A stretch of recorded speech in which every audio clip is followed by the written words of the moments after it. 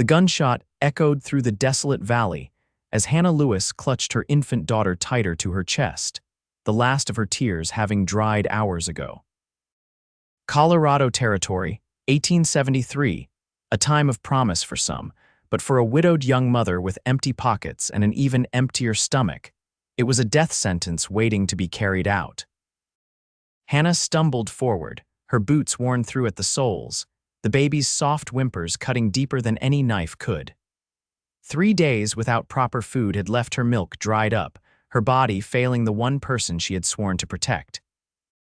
She could feel her daughter's ribs through the threadbare blanket, a stark reminder of her failures as a mother.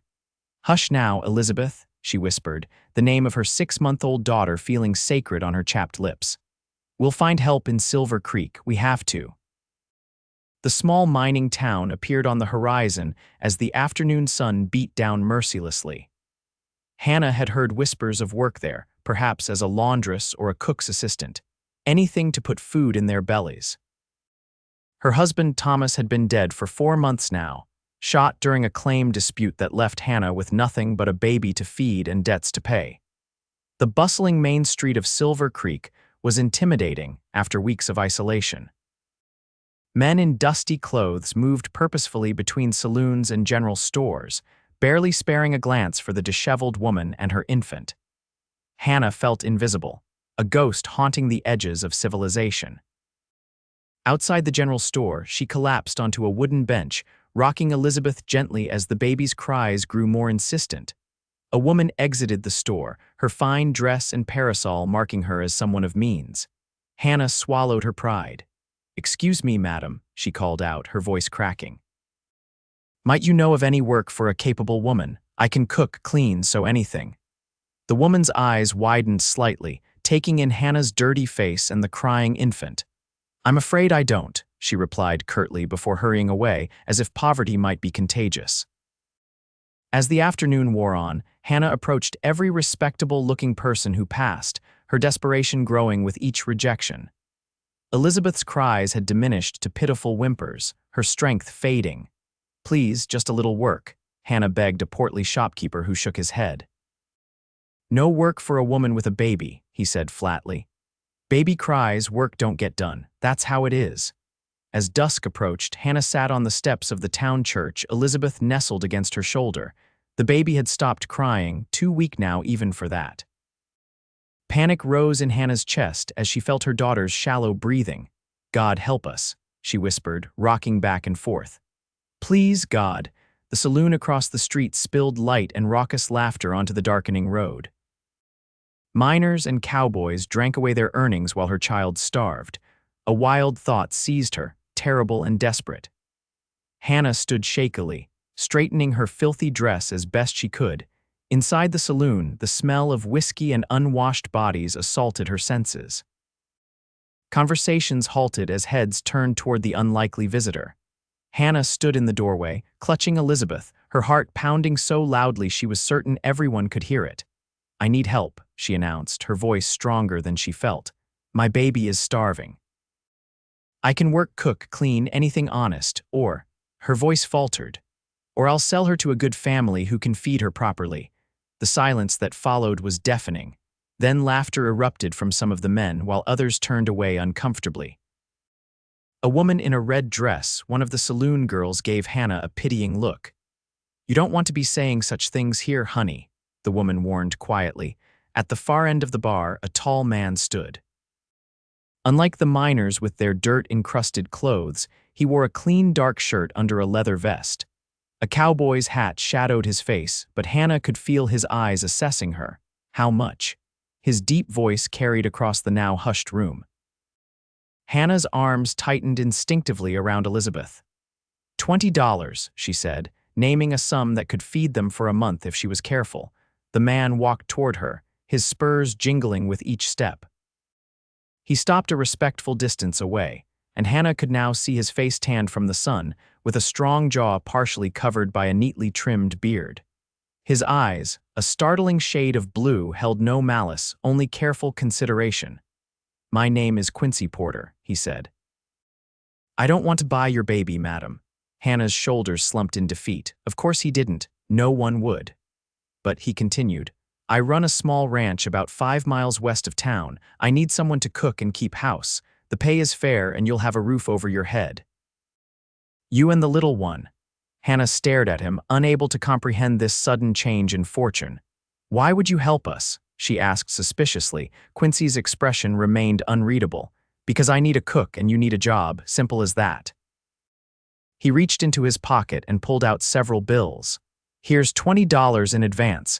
Get yourselves some food tonight and I'll come back for you in the morning. Hannah didn't reach for the money. How do I know you're not? She couldn't finish the sentence. Too aware of the baby in her arms and the men listening nearby, Quincy seemed to understand. Mrs. Donovan at the boarding house knows me. Ask her about Quincy Porter if you're concerned. He placed the money on a nearby table. The offer stands either way. With that, he tipped his hat and walked past her, out into the night. Hannah stared at the bills, her vision blurring with tears. Elizabeth stirred against her chest, making a small noise that broke the spell. Hannah grabbed the money quickly, fearing it might disappear, and hurried out into the cool evening air. At the general store, which the shopkeeper reluctantly reopened at her insistent knocking, Hannah purchased milk, bread, and a small jar of preserved peaches. She fed Elizabeth carefully, tears streaming down her face as the baby eagerly accepted the milk she mixed with water. Slowly, my love, she whispered, her heart breaking at the desperate way her daughter drank. There's more now, there's more. Hannah found Mrs. Donovan's boarding house and spent $5 precious on a room for the night. The elderly proprietress eyed her suspiciously until Hannah mentioned Quincy Porter. Quincy sent you. The woman's demeanor changed immediately. Why didn't you say so? Poor man's been trying to run that ranch and cattle operation single-handed since his brother went back east. Stubborn as they come, but honest as the day is long.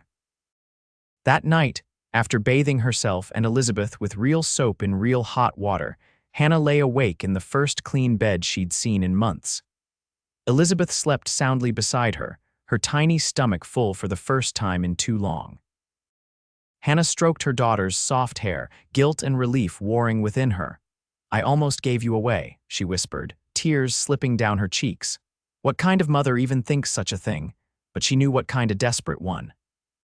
One who would rather see her child fed by others than starved in her own arms. The thought provided little comfort as she drifted into an exhausted sleep. Morning came too quickly. Hannah used some of the remaining money to buy a simple dress that wasn't stained and torn, and a new blanket for Elizabeth. When Quincy Porter arrived at the boarding house, driving a wagon loaded with supplies, Hannah was waiting nervously on the porch, her few possessions packed in her husband's old rucksack. Morning, Mrs. Lewis, Quincy greeted her, jumping down from the wagon. Up close and in daylight, he was younger than she'd initially thought, perhaps no more than 30. Good morning, Mr. Porter, she replied formally. Thank you for yesterday, he nodded once, helping her into the wagon with a strong, steady hand. The ranch isn't much to look at, he warned as they set off. Been focusing on the cattle more than the house. The journey passed mostly in silence.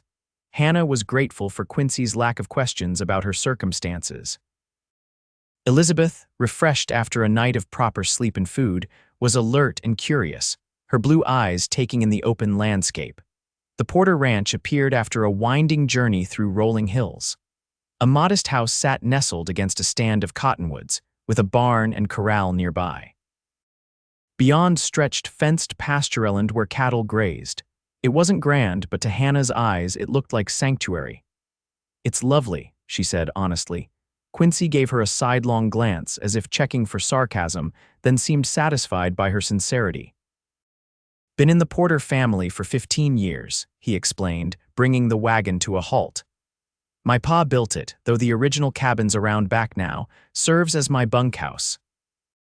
He showed her to a room at the back of the main house, small but clean, with a bed that would fit both her and Elizabeth comfortably. Thought you'd want the little one close, he said. There's a larger bedroom upstairs, but this seemed more practical. Hannah nodded, overwhelmed by his thoughtfulness. This is perfect, Mr. Porter. Quincy, he corrected. If we're to be living under the same roof, might as well use first names. What's the little one called? Elizabeth, Hannah replied, then hesitated before adding, and I'm Hannah. Quincy nodded, his eyes resting briefly on the baby. She looks hungry. Kitchen stocked, help yourself to whatever you need. I'll be out with the herd until sundown. With that, he left her to settle in, his footsteps fading as he strode back outside. Hannah stood in the middle of the room, Elizabeth in her arms, and for the first time in months, she allowed herself to feel something dangerous. Hope. The first weeks at the Porter Ranch established a rhythm. Hannah cooked, cleaned, and slowly brought order to the bachelor household. Quincy worked from dawn till dusk with his cattle and the small crew of 2 men who helped during busy seasons. He took his meals with Hannah but spoke little, though she often caught him watching Elizabeth with a gentle expression when he thought Hannah wasn't looking. Elizabeth thrived in their new home, growing plumper and more active each day. Hannah found herself singing again as she worked, old lullabies her mother had taught her, her voice growing stronger as her body recovered from near starvation. One evening in late September, as Hannah was hanging laundry, she spotted Quincy returning earlier than usual. He dismounted from his horse with a fluid grace that spoke of a lifetime in the saddle. Noticing her, he changed direction and approached, removing his hat as he neared. "The house smells different," he said by way of greeting. "Better," Hannah smiled. "I aired out the curtains and rugs. Amazing what a difference it makes," he nodded, shifting his weight. Hannah had noticed he did this when he wanted to say something but wasn't sure how. "I've been meaning to ask," he finally said. "The baby's father dead," Hannah said quickly. "Thomas died in a mining dispute 4 months ago." Quincy's expression softened. "I'm sorry for your loss. Thank you." Hannah pinned a shirt to the line with more force than necessary. "We weren't married long, just a year. He was a dreamer, always chasing the next big strike, never found it." Quincy was silent for a moment. "And your family?" "Gone. My parents died of fever when I was 16. I was working as a seamstress in Denver when I met Thomas." She didn't add how Thomas had swept her off her feet with grand promises, or how they'd ended up destitute despite his optimism. "No siblings, no one who could have helped," Hannah shook her head. "Just Elizabeth and me now." She hesitated, then asked the question that had been bothering her. "Why did you help us, really? And don't say it was just because you needed a cook."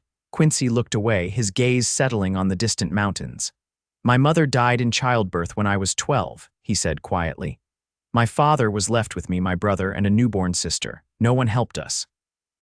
Pa worked himself to death trying to keep us all fed." He looked back at her, his blue eyes intense. "I know what it is to be hungry and desperate, Hannah." The honesty in his voice touched something in Hannah that she'd thought long dead. Before she could respond, Elizabeth's cries floated through the open window. "She's awake from her nap," Hannah said, gathering the empty basket. "Excuse me." Quincy nodded, settling his hat back on his head. "I'll finish bringing in the herd." As autumn turned the surrounding hills golden, Hannah found herself watching Quincy when he wasn't looking. The way his hands, rough from work, could be surprisingly gentle when he helped her carry firewood or when he occasionally held Elizabeth. The way he listened when she spoke, truly listened, not just waiting for his turn to talk. It had been a long time since anyone had really heard her. One evening, after Elizabeth was asleep, Hannah found Quincy on the porch, whittling a piece of wood by lantern light. She brought him a cup of coffee and sat in the chair beside him. "Thank you," he said, accepting the cup. "Skies clear tonight, might frost by morning." Hannah pulled her shawl tighter. "What are you making?" she asked, nodding toward the wood in his hands. He held it up. The rough shape of a horse was emerging from the pine. "Thought Elizabeth might like a toy when she's a bit older." The simple kindness of it made Hannah's throat tighten. She would love that. They sat in comfortable silence for a while, the only sounds the scrape of his knife against wood and the distant lowing of cattle. Hannah found herself studying his profile, the straight nose, the way his beard couldn't quite hide the small scar on his jaw. "How did you get that?" she asked without thinking, then felt her cheeks warm. "I'm sorry, that was forward of me." Quincy touched the scar absently. "Bar fight in Dodge City, only one I ever had, learned my lesson quick." "What were you fighting about?" A small smile touched his lips. "A woman, of course." Isn't that what men always fight over, that and money? Hannah smiled back. Was she worth it? At the time I thought so, he shrugged. Young and foolish. She ran off with a banker from St. Louis a week later. I'm sorry, don't be, saved me from making a bigger mistake. He set aside his whittling and turned to face her. Can I ask you something, Hannah? She nodded, suddenly nervous. That night in the saloon, would you really have sold Elizabeth? The question struck her like a physical blow. She wanted to be indignant, to deny it, but the truth was too raw to hide. I don't know, she whispered. I pray I wouldn't have, but… Her voice broke. She was starving, Quincy. I had nothing left to give her, nothing. To her surprise, he reached out and took her hand, his calloused palm warm against her skin. You did what any mother would do. You found a way to save your child. His voice was rough with emotion. There's no shame in that. Hannah couldn't hold back her tears any longer. They spilled down her cheeks as months of fear and guilt poured out of her. Quincy moved closer, his arm going around her shoulders, and she leaned into his strength, allowing herself to be comforted for the first time since Thomas's death. I've made so many mistakes, she confessed against his shirt. Trusted the wrong people. Followed Thomas from one failed claim to another instead of insisting we find stable work. We all make mistakes, Quincy said softly. What matters is how we face what comes after. Eventually, Hannah's tears subsided. She became acutely aware of Quincy's arm around her, of the steady beat of his heart under her cheek. She pulled away slowly, embarrassed by her breakdown. I should check on Elizabeth, she murmured, rising from her chair. Quincy stood as well, towering over her in the dim light. Hannah, he said, his voice so low she almost didn't hear it. You're safe here, both of you, for as long as you want to stay. The words hung between them, weighted with meaning Hannah wasn't ready to examine. She nodded once before hurrying back into the house, her hand still warm from his touch. Winter descended on the Colorado territory with unforgiving swiftness. The first heavy snowfall came in early November, blanketing the ranch in pristine white. Hannah awakened to a transformed world and the sound of Quincy chopping more firewood outside, preparing for the cold months ahead. Life slowed with the season. The cattle required less attention, and Quincy spent more time around the house, repairing things Hannah hadn't even noticed needed fixing. She found herself looking forward to the evenings when they would sit by the fire, sometimes talking, sometimes in companionable silence. Elizabeth grew stronger each day, now crawling with determination and babbling happily. Quincy had finished the wooden horse and several other toys that delighted the baby. Hannah observed with a mixture of joy and trepidation how attached Elizabeth was becoming to Quincy and how attached she herself was becoming. One night, as a blizzard howled outside, Hannah sat mending one of Quincy's shirts while he read aloud from a dog-eared copy of The Last of the Mohicans. Elizabeth had fallen asleep on a blanket near the fire, her chubby hands curled around the wooden horse. Quincy paused in his reading, his gaze falling on the sleeping child. She looks just like you, he observed. Same eyes. Hannah smiled. Everyone says that, but I see her father in her sometimes, the shape of her mouth, the stubborn chin. You don't talk about him much, Quincy said carefully. Hannah set aside her mending.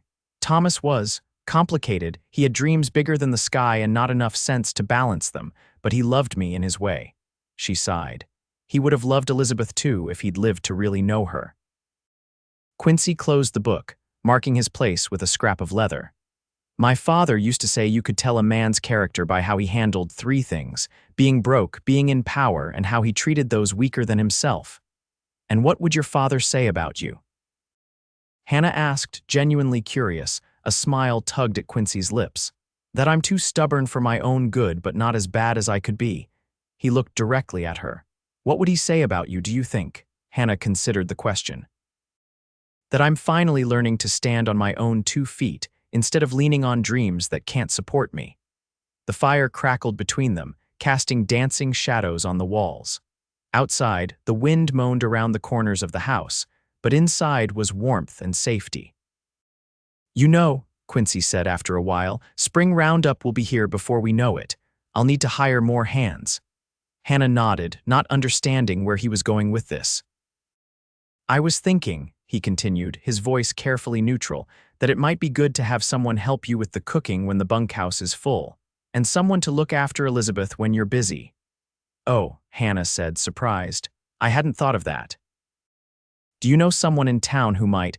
I was thinking of writing to my sister, Quincy interrupted. Harriet lives with my brother's family back in Missouri, but she's mentioned wanting to come west again. She's good with children.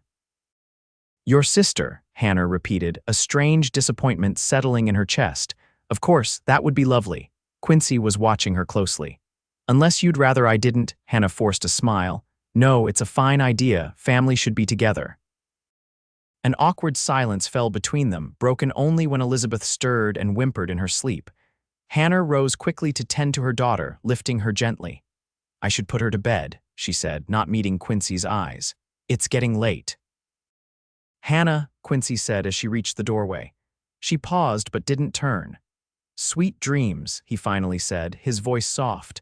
Good night, Quincy, she replied and hurried down the hallway to their room. As she lay in bed that night, listening to the storm, Hannah confronted the truth she'd been avoiding. She was falling in love with Quincy Porter, the quiet strength of him, his unexpected gentleness, the way he'd saved them without making her feel indebted. But clearly, he saw her only as his housekeeper, a woman in need of charity.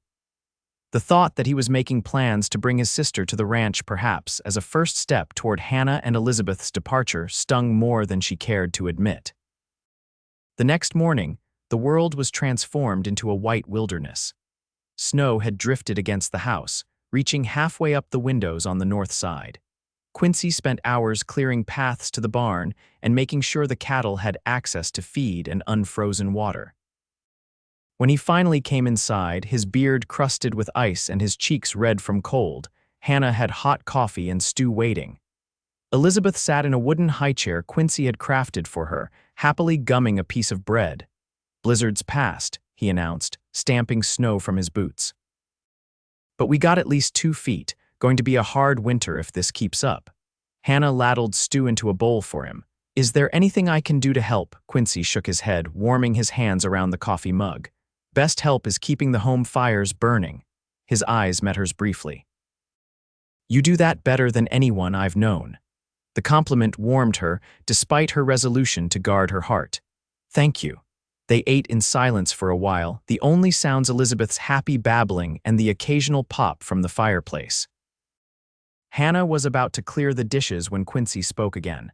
I've been thinking about what happens when spring comes. Hannah's hands stilled. Here it was the gentle dismissal she'd been dreading. She steeled herself.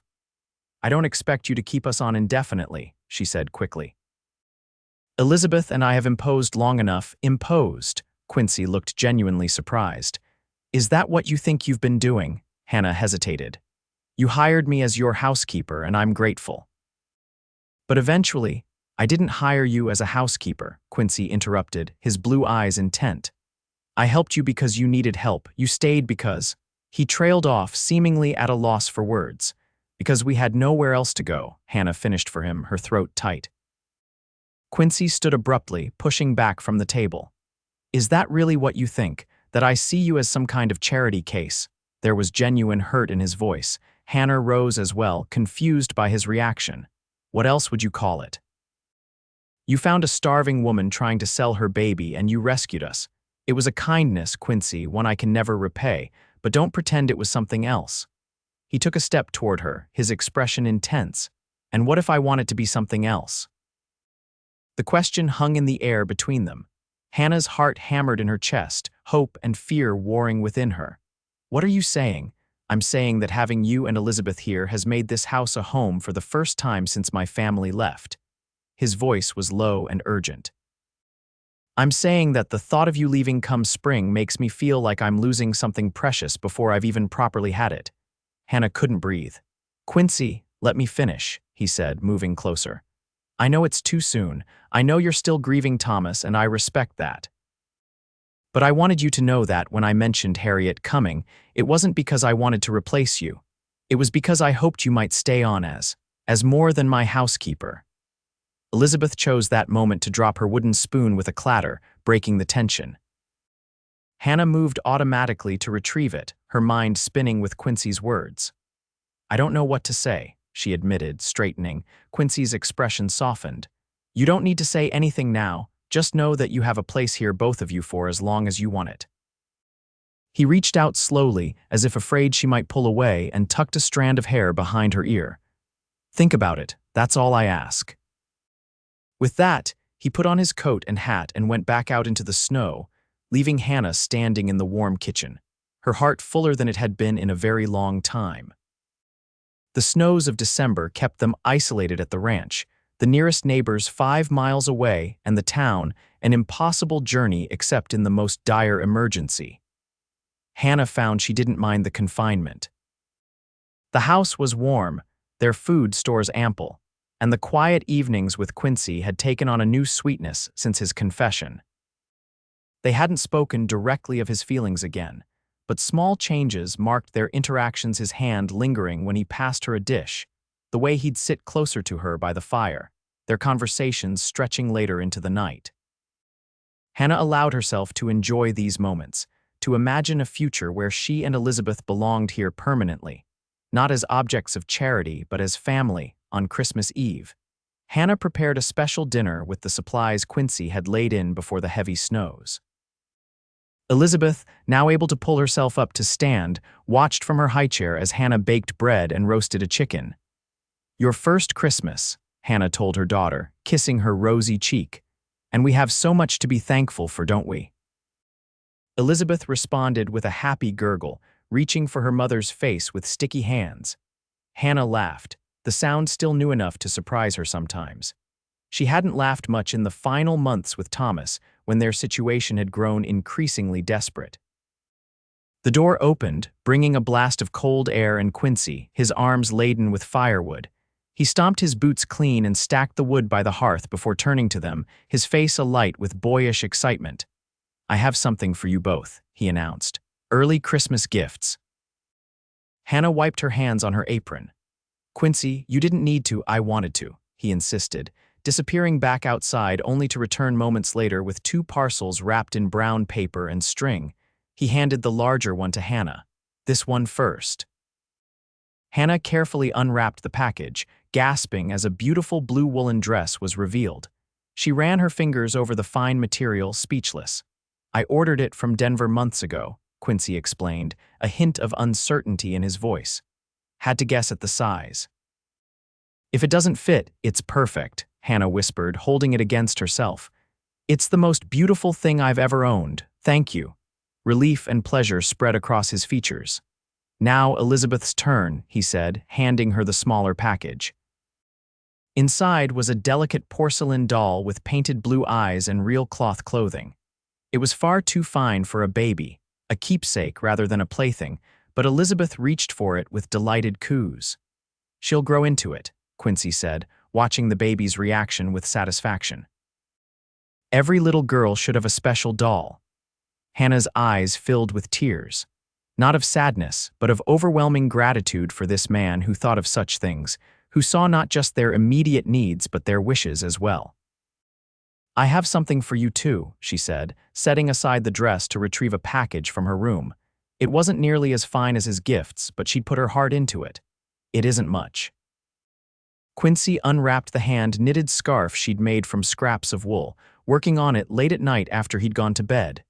It was a deep forest green that matched his eyes when they caught the light just so. "Hannah," he said softly, wrapping it around his neck immediately, "it's perfect." Their eyes met over Elizabeth's head, and Hannah felt something shift between them, as tangible as the change of seasons. Quincy moved closer slowly, giving her time to step away if she wished. She didn't. His hand came up to cup her cheek, his touch gentle as a summer breeze. "May I?" he whispered. Hannah nodded, her heart racing as he bent down and pressed his lips to hers. The kiss was tender, questioning, and over far too soon. Quincy pulled back slightly, searching her face. "I've wanted to do that since the first snowfall," he admitted, his voice husky. "Why did you wait so long?" Hannah asked, surprising herself with her boldness. A smile curved his lips. "Respect, patience, fear you might slap me." Hannah laughed softly, rising on tiptoe to kiss him again, more confidently this time. His arms went around her waist, drawing her closer as the kiss deepened, conveying months of unspoken feelings. They broke apart at the sound of Elizabeth's delighted squeal, the baby clapping her hands as if approving of the scene before her. Hannah blushed, but Quincy just laughed, scooping Elizabeth up from her chair. "What do you think, little one?" he asked the baby, who immediately grabbed for his beard. "Should I ask your mama to make this arrangement more permanent?" Hannah's breath caught. "Quincy," he turned to her, suddenly serious despite the baby pulling at his beard. "I know it hasn't been long, and I know there's no rush, but I want you to know my intentions, Hannah. I want you and Elizabeth to stay, not as my housekeeper and her child, but as my wife and daughter." The words hung in the air between them, magnificent and terrifying in their honesty. Hannah looked at the man before her, strong, kind, honorable Quincy Porter, who had saved them in more ways than he knew, and at her daughter, happily settled in his arms as if she belonged there. "Are you certain?" she asked quietly. "You could have your pick of women who don't come with another man's child and a history of bad decisions." Quincy's expression softened. "I don't want any other woman. I want you stubborn, proud, beautiful you, who would rather sell your own child than watch her starve." He shifted Elizabeth to his hip, freeing one hand to touch Hannah's cheek again. "That kind of courage, that kind of love, it's rare, Hannah, as rare and precious as what I feel for you." Tears spilled down Hannah's cheeks. "Then yes," she whispered. "Yes, I'll stay. Yes, I'll be your wife." The joy that transformed Quincy's face was like sunshine breaking through storm clouds. He kissed her again, carefully mindful of Elizabeth between them, a promise of the future sealed with tender passion. That night, after Elizabeth was asleep and the Christmas Eve dinner cleared away, they sat before the fire, Hannah in her new blue dress and Quincy with her scarf still around his neck despite the warmth. "When would you like to marry?" he asked, his arm around her shoulders as she leaned against him. "When the spring thaw comes," Hannah replied, "and we can get to town, but I don't want a big ceremony, just something simple." Quincy nodded, his fingers tracing lazy patterns on her arm. "And Elizabeth?" "I'd like to adopt her legally if you're agreeable, make her a Porter in name as well as heart." Hannah's throat tightened with emotion. "You would do that?" "I already think of her as mine," he said simply. "The law should reflect that." Hannah turned to face him, taking his weathered hands in hers. "You are a remarkable man, Quincy Porter. When I think of where Elizabeth and I would be if you hadn't been in that saloon that night." He squeezed her hands gently. "Let's not think of what might have been. Only what is, and what will be." The winter months passed in a haze of quiet joy. January brought more snow and temperatures so cold that Quincy sometimes had to sleep in the barn to tend to vulnerable livestock. February saw them planning for spring, the cattle drive that would take Quincy away for several weeks, the garden Hannah wanted to plant, the improvements to the house they would make together. By March, the snow began to melt, revealing patches of mud and dormant grass beneath. The air carried the promise of renewal, and Elizabeth took her first unassisted steps across the kitchen floor, falling into Quincy's waiting arms with a triumphant laugh. April brought the first wildflowers and the opening of the road to Silver Creek. Quincy rode into town for supplies and to make arrangements with the minister for their wedding. Hannah spent the day cleaning the house from top to bottom and trying not to worry. It was the first time she'd been separated from Quincy in months, and his absence left an emptiness she hadn't expected.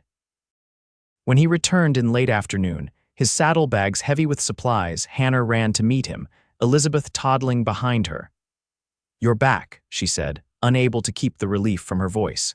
Quincy swung down from his horse, catching her in an embrace that lifted her off her feet.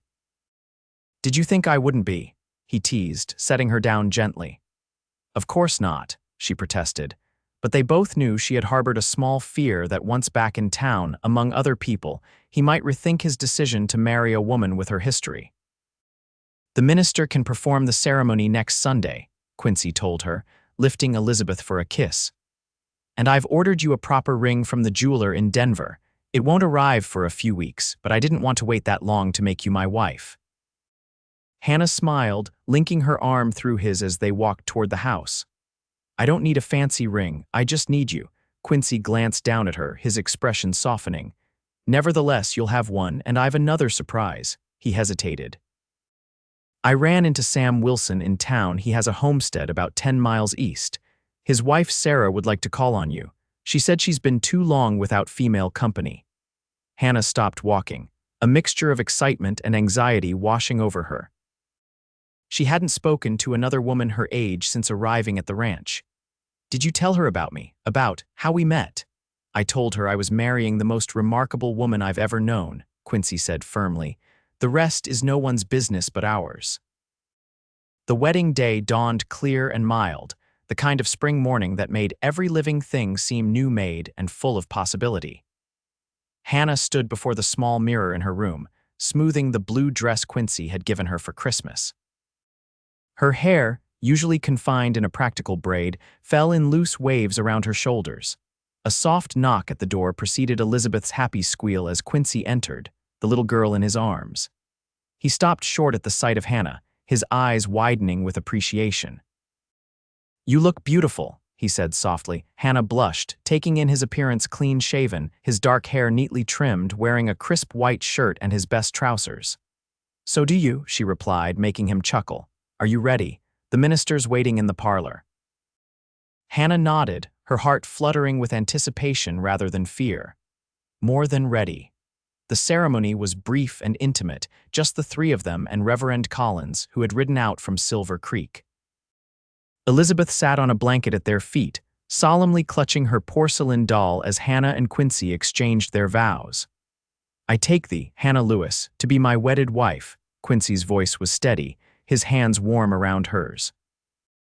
"To have and to hold from this day forward, for better, for worse, for richer, for poorer, in sickness and in health, to love and to cherish, till death do us part."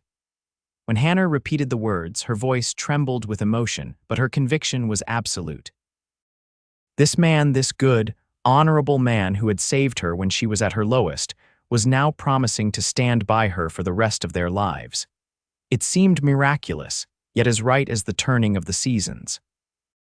"By the power vested in me," Reverend Collins concluded, "I now pronounce you husband and wife. You may kiss your bride, Mr. Porter." Quincy's kiss was gentle but filled with promise, his hands cradling her face as if she were something infinitely precious.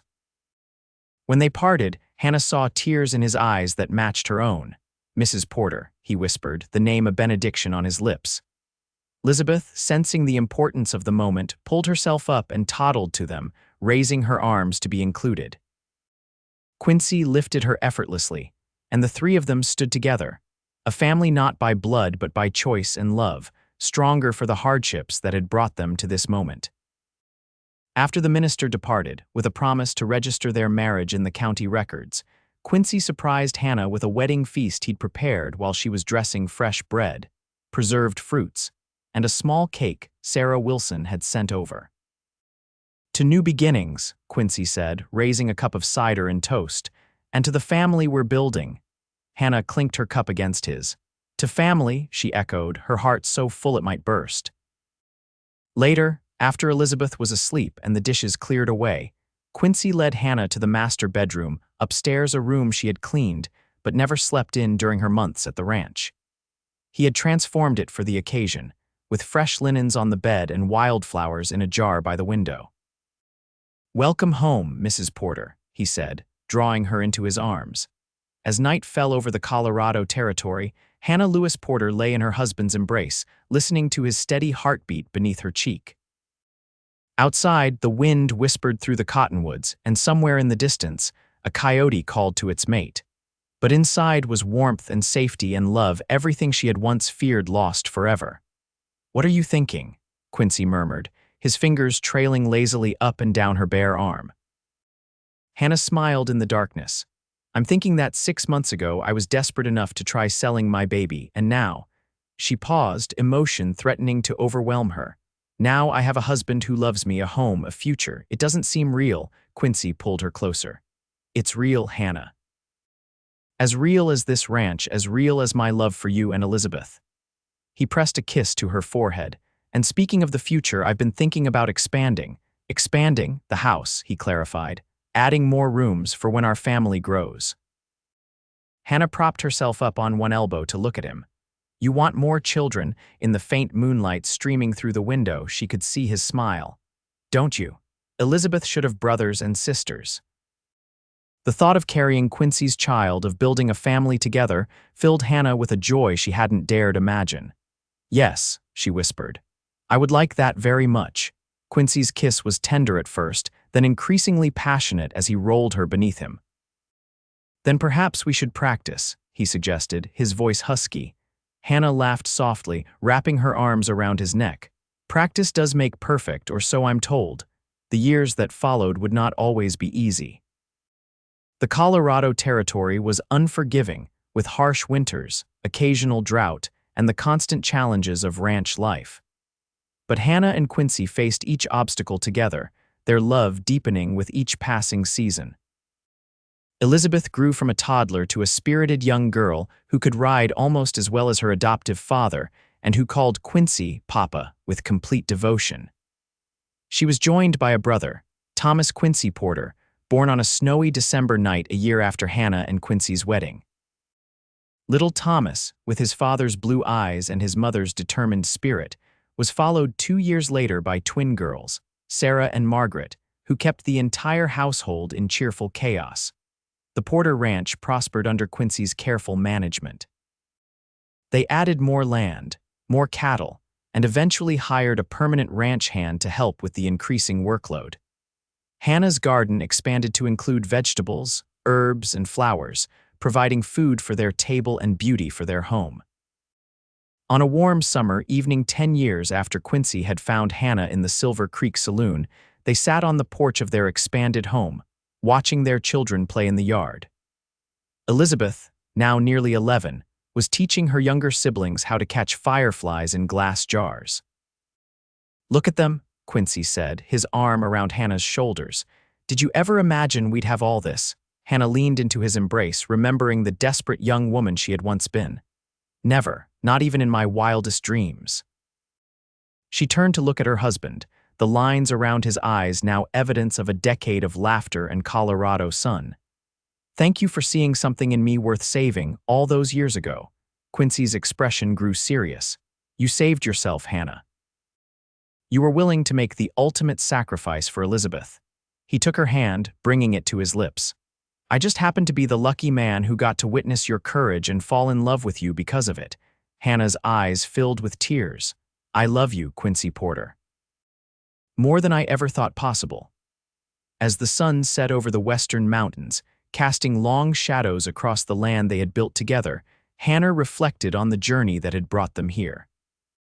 From the depths of despair to the heights of joy, from a desperate offer in a saloon to a life overflowing with love and purpose. Sometimes she still woke in the night, heart racing from dreams of those hungry, terrified days.